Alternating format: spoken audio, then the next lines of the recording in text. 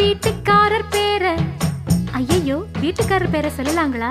அத சொல்லாம எப்படிமா தெரிஞ்சுக்கிறது? அட சும்மா சொல்லுமா. வீட்டுக்காரர் பேரை சொன்னே ராசுக்குட்டி ராசுக்குட்டி, அவன் பேசுகிற பேச்சு எல்லாம் சீனி கட்டி. அட கண்ணுக்கழகா ஆளும் இருப்பாரே, நித்தம் கலர் கலராடை அணிவாரே. இப்போ எந்த திசையில்